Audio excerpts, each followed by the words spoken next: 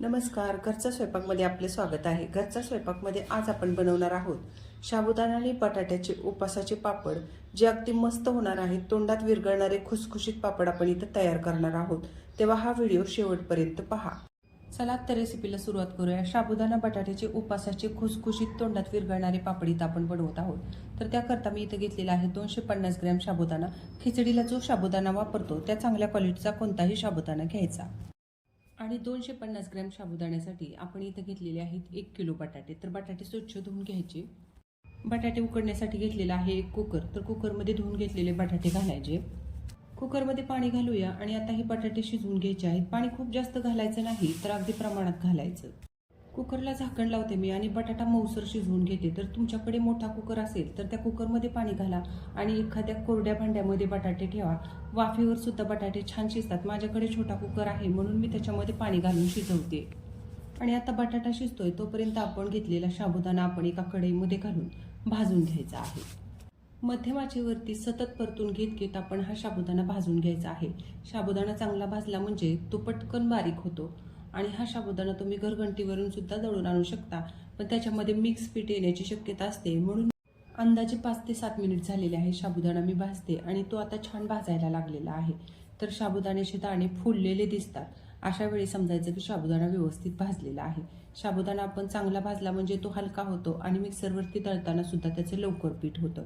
तर आता साबुदाणा अशा प्रकारे थोडासा फुलायला लागला की गॅस एकदम मंद करायचा आणि आणखी 2 मिनिट याला छान भाजून घ्यायचं.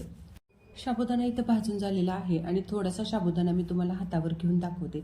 तर तुम्ही बघू शकता याचे कण असे फुललेले हवेत एवढा साबुदाणा भाजायचा आहे. अशा प्रकारे भाजलं म्हणजे पीठ तर लवकर होतंच, पण शिवाय पापडही खुसखुशीत होतात. भाजलेला साबुदाणा थंड झाल्यानंतर मिक्सरच्या भांड्यामध्ये घालायचा. निम्मा साबुदाणा इथं मी घेतलाय आणि आता याला चांगलं बारीक करून घेऊया. 5 ते 6 वेळा सुरुवातीला पल्स मोडवरती याला फिरवून घेतलं आणि त्याच्यानंतर याला बारीक करून घेतलेलं आहे मी. तर तुम्ही इथं बघू शकता तुकडे वगैरे काही राहिलेले नाहीयेत. अशा प्रकारे आपल्याला व्यवस्थित बारीक करायचा आहे. सगळा साबुदाणा इथं मी बारीक करून घेतलेला आहे आणि आता बटाटे उकडलेत ते सुद्धा बघूया. बटाटे उकडून घेतलेत आणि त्याची साल सुद्धा मी इथं काढून घेतली. बटाटे किसून घ्यायचे आहेत तर त्याकरता मी इथं खोबरं किसायची किसणी घेतलेली आहे. तुमच्याकडे कोणत्या प्रकारची किसणी असेल ती किसणी वापरून तुम्ही बटाटे इथं किसू शकता. महत्त्वाची गोष्ट म्हणजे बटाट्यांमध्ये अजिबात सुद्धा गाठ राहिली नाही पाहिजे असं आपल्याला याला किसून घ्यायचं आहे. सगळे बटाटे सुद्धा किसून झालेले आहेत आणि साबुदाण्याचं पीठ सुद्धा आपल्या इथं तयार आहे. आता हे पीठ मळायचं कसं ते बघूया. साबुदाणा आणि बटाटा आपण एकत्र केलेला आहे. याच्यामध्ये घालायचं आहे अंदाजे 40 ग्रॅम हिरव्या मिरच्या. तर तिखट मिरच्या मी इथं घेतलेल्या आहेत. तुम्ही आवडीप्रमाणे कमी जास्त करू शकता किंवा याच्याऐवजी योग्य प्रमाणात मिरची पावडर सुद्धा वापरू शकता. आता शेवटी याच्यात चवीप्रमाणे मीठ घालायचं आहे. मी इथं हिरवी मिरची वापरलेली आहे. हाताची आग होऊ नये म्हणून मी थोडंसं तूप हाताला लावून घेते आणि हे पीठ आपण मळून घ्यायचे. तेल अजिबात वापरू नका. तेल वापरलं तर पुढे पापडांचा वास येण्याची शक्यता असते, पण तूप वापरलं तर पापडांना उलट छान अशी चव सुद्धा येते. तर कंटिन्यू 5 मिनिट आपण या पिठाला व्यवस्थित मळून घ्यायचे, जेणेकरून पीठ कुठंही कोरडं राहणार नाही. 5 मिनिट व्यवस्थित चुरून अगदी मी हे पीठ मळून घेतलेलं आहे आणि तुम्ही बघू शकता कुठेही पीठ आपलं कोरडं राहिलेलं नाही. आणि हे पापड अगदी खुसखुशीत व्हावेत याकरता आपण आणखी एक स्टेप इथं वापरणार आहोत. तर ती कोणती ते पुढे बघूया. पापड खुसखुशीत होण्यासाठी आपण इथं थोडंसं पीठ हे वापरून घेणार आहोत. तर त्याकरता मी इथं पातेल्यात अगोदरच पाणी उकळायला ठेवलंय.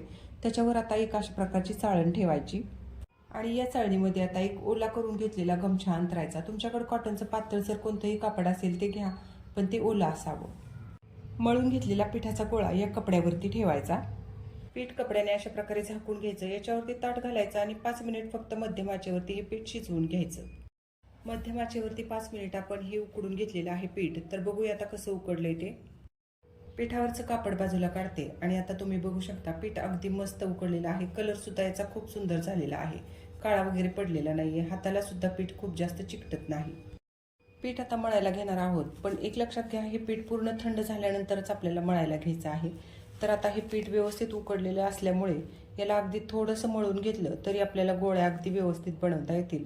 तर 3 ते 4 मिनिट आपण याला असं हाताने मळून घेऊया. हात पाण्याने थोडासा ओलसर करून मी 4 मिनिट हे पीठ मळून घेतलेलं आहे. पाणी याच्यामध्ये ओतलेलं नाही, फक्त ओल्या हाताने पीठ मळायचं. आणि आता गोळी बनवण्यासाठी सुद्धा मी इथं तेल न वापरता पाणी वापरते. तर अगदी 2 थेंब पाणी घ्यायचं हाताला लावून आणि गोळी बनवून घ्यायची. तुम्हाला हव्या त्या आकारामध्ये तुम्ही गोळी बनवू शकता.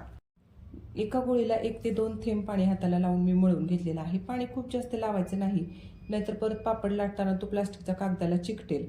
तुम्हाला जर ही नको असेल पद्धत तर तुम्ही याच्याऐवजी तेल किंवा तूपसुद्धा वापरू शकता. पापड बनवण्यासाठी मी इथे एक मशीन घेतली आणि त्याच्यावरती अखंड आयताकृती कागद घेतलेला आहे. 2 तुकडे केलेले नाहीयेत.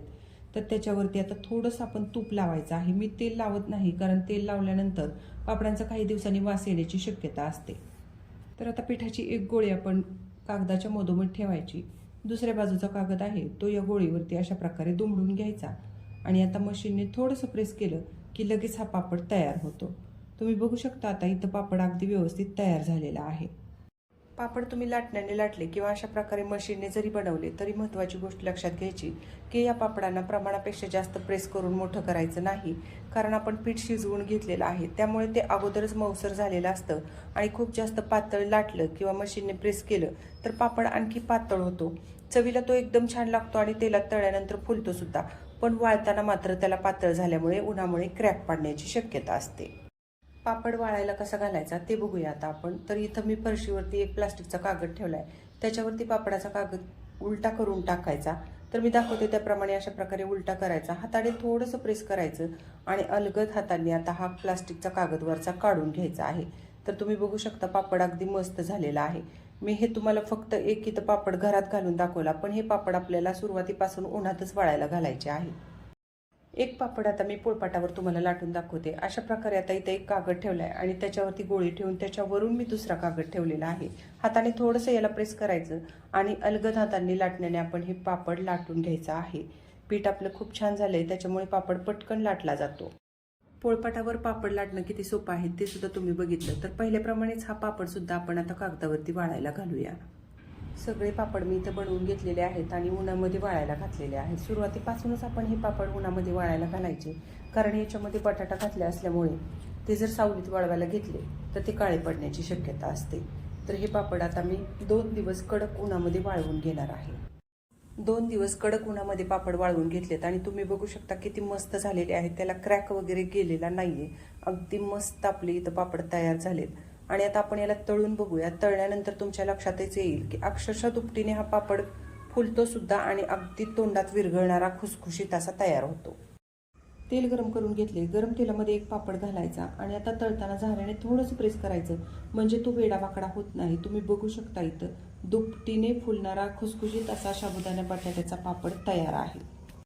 इथं 4-5 पापड मी तळून घेतलेत. जे पापड मी थोडे मोठे बनवले होते तेच मी इथं तळून घेतलेत आणि तुम्ही बघू शकता अगदी तोंडात विरघळणारे आणि मस्त फुलणारे आपले पापड इथं तयार झालेले आहेत. तर आजचा हा व्हिडिओ तुम्हाला कसा वाटला ते कमेंट करून सांगा. आणि हा व्हिडिओ जर तुम्हाला आवडला असेल तर व्हिडिओला लाईक करा, शेअर करा आणि अशा छान छान रेसिपीज पाहण्यासाठी घरचा स्वयंपाक चॅनलला सबस्क्राईब करायला विसरू नका. धन्यवाद.